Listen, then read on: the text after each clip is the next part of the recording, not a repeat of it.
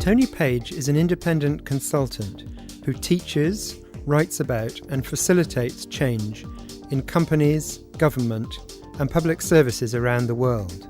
He works with the leaders of large organisations on subjects including strategy, leadership behaviour, culture and organisation development.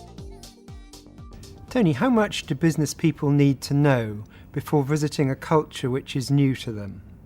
Well, it really is useful to know a little bit about the culture before you go there. Probably we could summarise this in 3 areas. 1, the language, knowing a few words that will help you when you get to the country. Number 2, about the business culture. And usually with the business culture, the company that's sending you there will give you some basic information about the use of business cards, about whether or not to shake hands, about the timing for meetings, whether to turn up on time or not, how important that is. And the third thing is about entertaining. If you're invited to someone's house, whether you bring a gift, what are the sort of topics of conversation to go towards and which are the topics to avoid?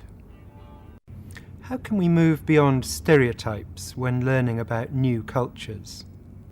Well, moving beyond stereotypes I think is very important, because otherwise you aren't learning anything really. You're only going with your previous knowledge. So how do we move beyond stereotypes? It's a 2-stage process.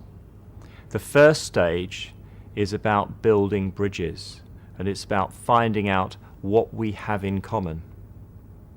Some examples of this would be to do with talking about food, talking about football, talking about fashion, talking about family. These are all areas where very quickly we find common ground. The second stage of the process then is to explore what's unique, what's different, and to have some very good prepared questions probably that enable you to find out a little bit more, to follow your interest in terms of differences in that culture. It may be in Brazil to ask people what they're really proud of, or to inquire into dance or festival or motor racing or whatever it is. By having this as a 2-stage process, you don't rush too quickly into the areas of difference. What tips would you give for dealing with cultural misunderstandings? Well, misunderstandings are bound to happen. That's part of the fun of travelling. Don't be afraid of being yourself, but do pay attention to what's happening. For example, a colleague working in an Arab country did not know that at the end of the meeting, when his Arab host stood up, walked him to the lift, this was a very positive sign. A contract was about to be signed. The other example is in a Nordic country where I learned from experience at the end of a presentation, when I asked, "Are there any questions?" and there was silence, this was not a bad sign.